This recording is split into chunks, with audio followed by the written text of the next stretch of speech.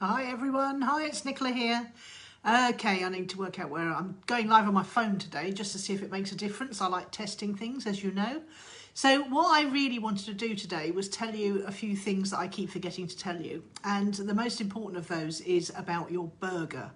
Yes, you have one, even if you don't know it. If you've got a modern website and it goes changes on mobile, which all good modern websites should, then you've probably got a burger menu. But I'm going to come back to that and tell you about that in a minute.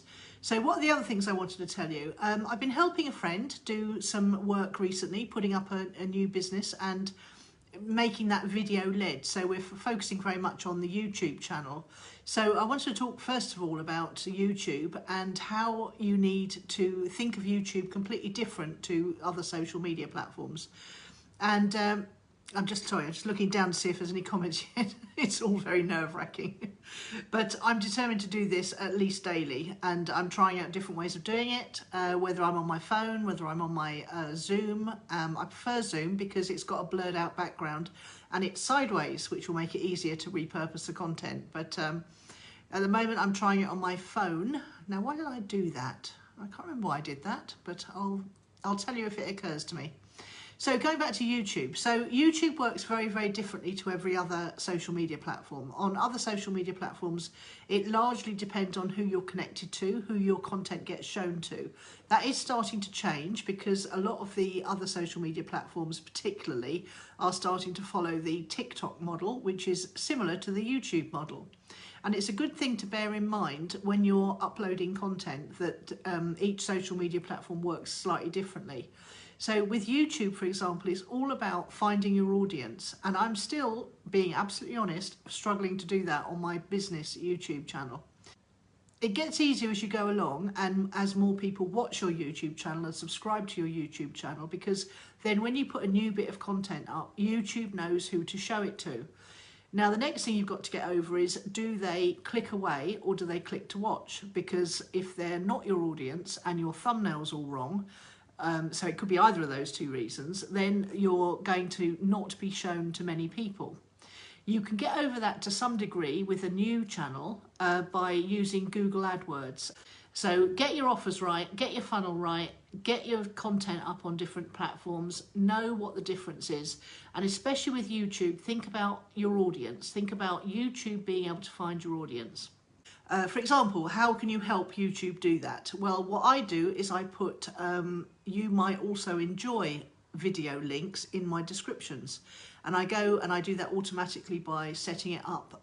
There's a default upload option in your studio, and you can go and you can set up a lot of your descriptions so that it goes up automatically. And putting some very strategic links to other channels that appeal to the same audiences you want to appeal to is a really good way to get YouTube knowing who your audience is or might be.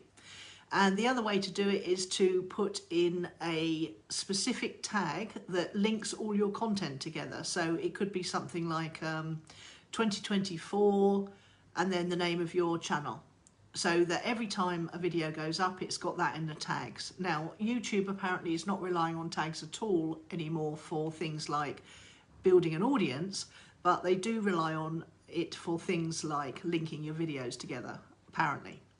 So just seen that I've got an Amazon refund issued. I don't know why it's showing me that right now, but there you go. It's going to be distracting if I start getting notifications. Yes, so that's another way. What's another way to do it? Oh, another way to do it is to go and comment on favourably and positively and constructively on videos of other people's channels who you think might have the same audience as you. Then if you comment well and the people who are reading the comments like what you're saying, they're quite likely to come and check your channel out, especially once you start to get a decent number of subscribers. So that's what I would say to you about YouTube. And basically I wanted to come back to the burger. So let's come back to the burger now. So when I was helping my friend and I was running through her funnel as if I was a potential future customer, I noticed that we went easily through from her YouTube channel through to her contacts page, because she's aiming at a very dynamic, high-powered prospect. and they do not want to have their time wasted at all. They want to see immediately what's going on. So she said, well, we'll send them to the website. No, we won't. No, we won't. Because they'll be on they'll be on their mobile, and they'll get to your front page and they won't know how to go about looking for your contact details. Because, you know, nobody uses those burger menus unless you're a web designer. And how I know this is because I've got a very high-powered dynamic client who's a Bitcoin expert. And I made him a beautiful website, largely based around his old website, I have to say, but it did look beautiful. And it was really minimal. And obviously when it goes onto mobile, it gets the burger menu at the top. And he was finding that he was showing people his new website because he was proud of it and he wanted them to see his new books. And they were just scrolling. They were literally just scrolling. And he said, we've got to turn it into a one-pager. So the simple way to do that, the simple, quick, easy way to do that is to go and add links in your front page to the other pages that you want your visitors to go to, or to add a button that says links. And actually I've got a page on my website that's called links and that I send all my social media traffic to. It's a bit like my own version of Linktree, but I don't want them to send all my traffic to Linktree and give them the benefits of all that traffic. I want people to come to my website and get the benefit of the traffic there. I want to get the benefit of the traffic. So what I do is I send them to a page called nicolacairncross.com/links, and that's where they can find the things they might want easily. So what the books, contact me, masterclass, work with me. So people don't have to hunt about my website on their mobiles. They can just literally go straight to it. So that's what I would suggest if you've got a burger menu. You might be missing out on people clicking through onto the pages you really want them to see, unless you're obviously sending. I think we're still live.